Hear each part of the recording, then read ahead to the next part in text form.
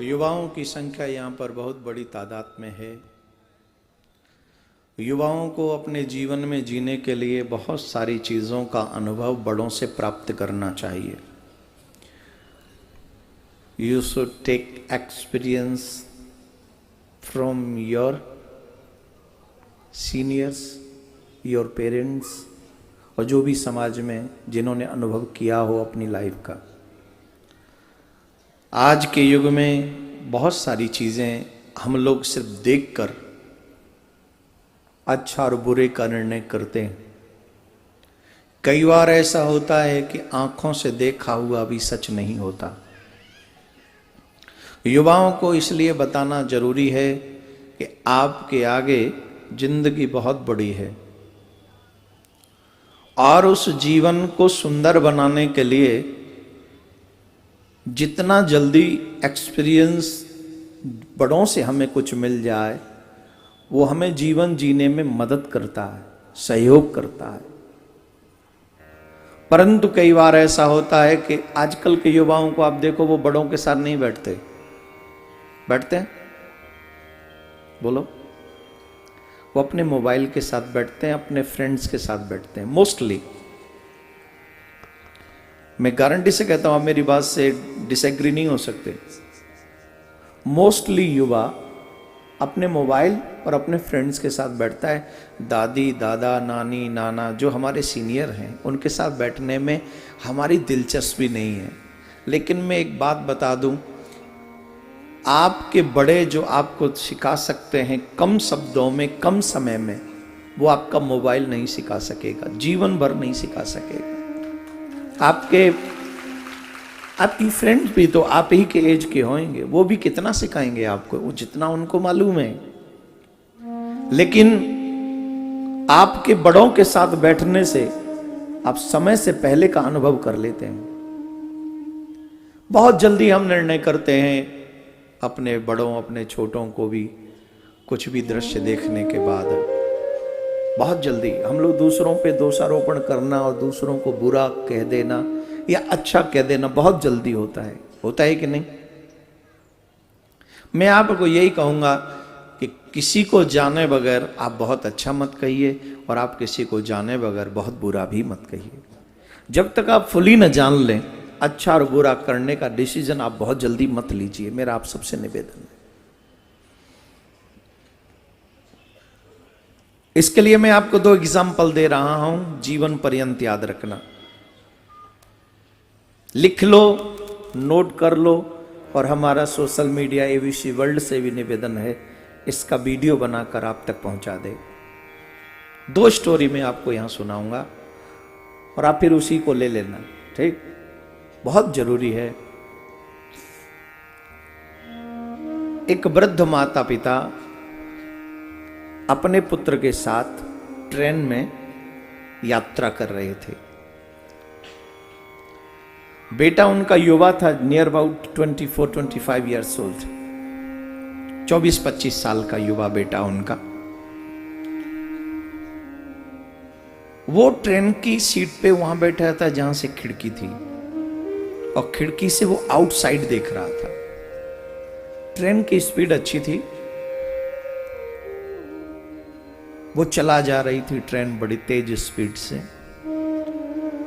वो बच्चा बड़ा खुश हो रहा था। बच्चा कह रहा था, पिताजी देखो देखो, ये वृक्ष कितनी तेजी से पीछे भागे चले जा रहे हैं। पिताजी देखो, ये वृक्ष पीछे भागे जा रहे हैं। पिताजी मुस्कुरा दिए उसकी बात को सुनकर। सामने वाली सीट पे एक युवा दंपत्ति बैठे हुए थे। वो उस बच्चे की बात को सुनकर ज्यादा हैप्पी नहीं हुए, बल्कि अपसेट हुए। लेकिन वो इस बात से ज्यादा अपसेट हुए कि उनका बेटा ये कह रहा है कि वृक्ष भागे जा रहे हैं पीछे की तरफ। पर उनके पिता सिर्फ मुस्कुरा दिए। इस बात से वो बड़े परेशान हुआ और बोला कुछ नहीं कि इनका बेटा हमको क्यों, क्या मतलब, बैठा रहा। थोड़ी देर बाद उस पुत्र ने फिर कहा, पिताजी पिताजी देखो, ये बादल हमारे साथ साथ भाग रहे हैं। ये बादल हमारे साथ भाग रहे हैं। पिताजी ने फिर कुछ नहीं कहा और मुस्कुरा दिए। और जब पिताजी मुस्कुरा दिए, उस युवा दंपत्ति जो वहां पति पत्नी सामने वाली सीट पे बैठे थे, हस्बैंड एंड वाइफ, उनसे नहीं रहा गया और उन्होंने कहा, कमाल करते हो, आपका बेटा पागल बनने की बात कर रहा है और आप मुस्कुरा देते हो। आप इसका किसी डॉक्टर से इलाज क्यों नहीं कराते? हमको लगता है ये मेंटली डिस्टर्ब है, आप इस बच्चे को किसी डॉक्टर के पास में लेके जाइए। पिताजी ने मुस्कुराते हुए कहा, डॉक्टर के पास से ही आ रहा हूं, डॉक्टर के पास से ही आ रहा हूं। आप इस बच्चे के विषय में कुछ जानते नहीं, आपने इसे पागल घोषित कर दिया। आप जानते हो, ये जो बच्चा है ये जन्मांध अंधा है, जन्मांध अंधा ये बच्चा। इसका इलाज अच्छे डॉक्टर के पास हुआ और आज पहली बार ये दुनिया देख रहा है।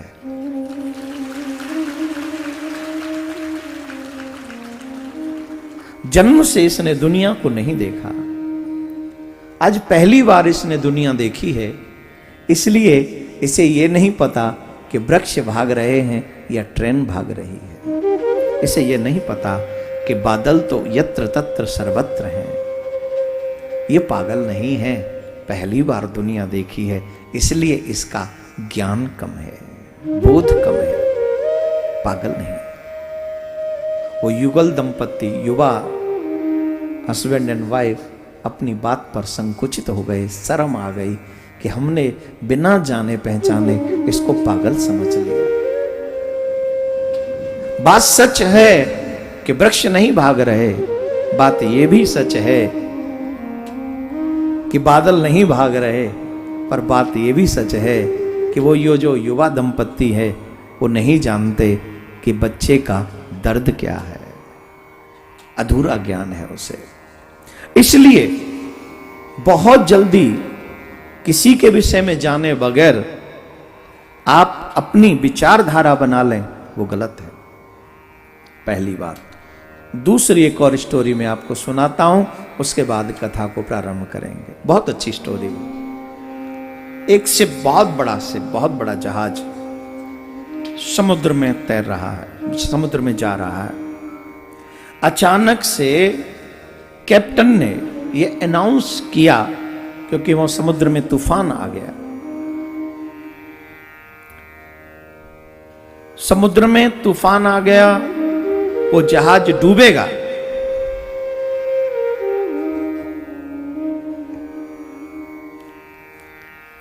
कॉलेज में प्रोफेसर ये कहानी सुना रहा है। प्रोफेसर स्टूडेंट्स के सामने क्लास में ये बात कहानी सुना रहा है। बच्चों जरा ध्यान से सुनो, मैं तुम्हें एक स्टोरी सुनाता हूं, उसका आंसर बीच में तुमको देना है। बोले जी सर। बोले समुद्र में एक बहुत बड़ा शिप, समुद्र में तूफान आया। तूफान आया तो कैप्टन ने कहा कि समुद्र में ये जहाज डूबने वाला है, जितना जल्दी हो सके बचने का प्रयास करें। और जो बहुत बड़ा शिप होता है उसी में आप ध्यान देंगे कि बोट होती, नाव होती, लाइफ बोट जिसको कहते हैं, उनको छोड़ दिया जाता है, लोग कूद कूद के उसमें चले जाते हैं तो बच जाते हैं भाग्यशाली लोग। तो वो लाइफ बोट खोल दी गई और कैप्टन ने कहा कि जितना जल्दी हो सके उसमें सवार हो जाओ। सारी नाव चली गई, उसमें एक युवा दंपत्ति थे। युवा दंपत्ति थे उस जहाज में। आखिरी बोट में उनको अवसर मिला जाने का, लेकिन आखिरी बोट में भी एक व्यक्ति के ही जाने की जगह थी, सिर्फ ओनली वन।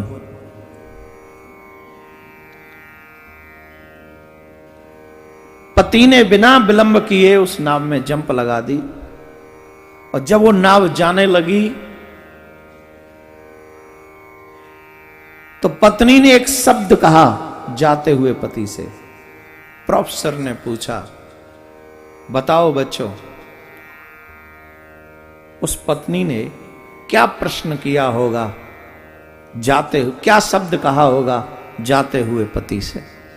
क्योंकि वो जहाज पे ही है जो जहाज डूबेगा, पत्नी जहाज पे ही रह गई जो डूबेगा। जाते हुए पति से उस पत्नी ने क्या कहा, जो एक शब्द कहा, बताओ। सब बच्चों ने कहा, उसने कहा होगा तुम धोखेबाज हो, तुम धोखेबाज हो,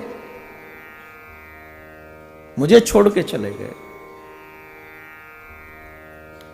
प्रोफेसर ने देखा, सबने कहा कि तुम धोखेबाज हो, ये ऐसा पत्नी ने कहा होगा, पर एक बच्चा मौन है। पूछा, बेटा तुम क्यों मौन हो? तुम्हारे हिसाब से उस स्त्री ने क्या कहा होगा, बताओगे नहीं? बोले जी बताने की इच्छा है। बोले क्या कहा होगा? बोले उसने एक शब्द कहा होगा। क्या? बोले मेरे बच्चे का ध्यान रखना।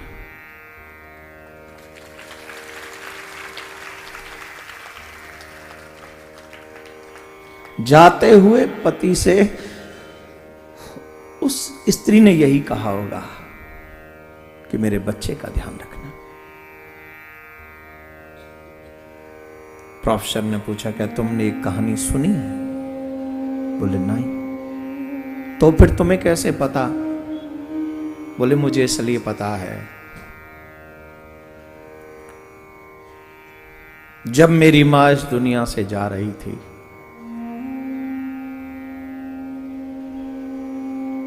तो मेरा हाथ पकड़ के मेरे पिता के हाथ में देते हुए बोली, मेरे जाने के बाद मेरे इस बच्चे का ध्यान रखना।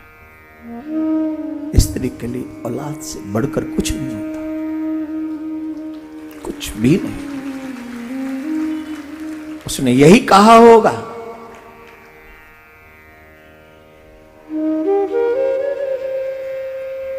कि मेरे बच्चे का ध्यान रखना। इस आंसर के बाद पूरे स्कूल की क्लास में सन्नाटा था। कईयों की आंखें नम हो गई थी, कई रो पड़े थे।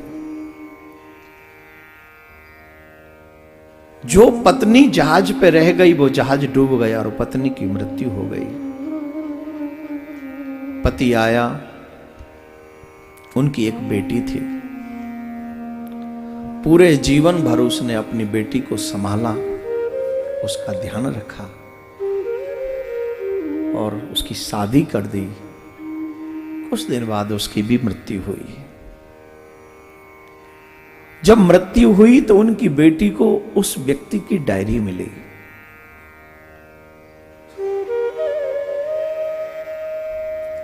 और उस डायरी में उसने सारा चैप्टर लिखा।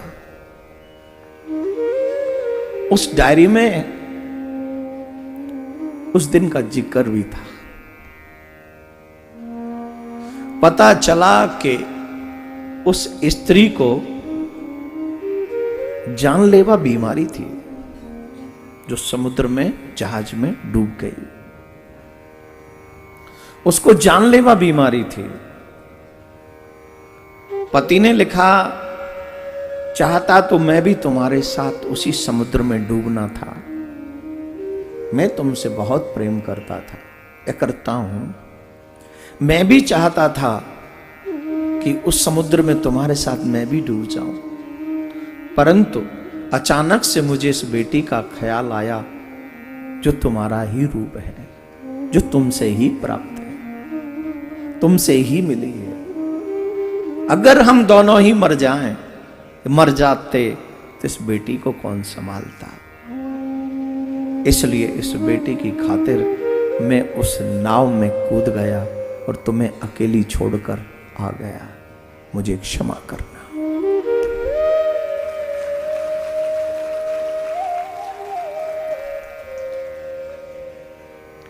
उसे पढ़कर उसकी बेटी कितना रोई होगी तो आप सब जानते हैं।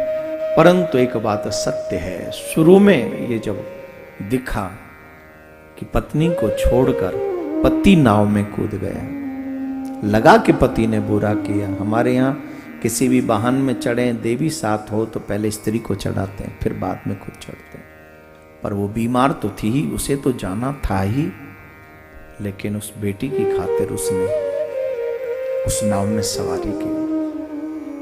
अब गलत यहां पति नहीं था और गलत वहां पर वो बच्चा भी नहीं था। इन दोनों स्टोरियों से एक बात पता चलती है कि शुरुआत में दिखने वाले गलत पूरी सच्चाई जानने के बाद में वही प्यारे लगते हैं। तो जल्दबाजी में लिया हुआ कोई भी निर्णय, कोई फैसला कि ये गलत है, ये सही है, आपको बाद में दुखी कर सकता है। इसलिए युवाओं से मेरा आग्रह है, सोच समझ के अपने जिंदगी के कई फैसले लिया करिए।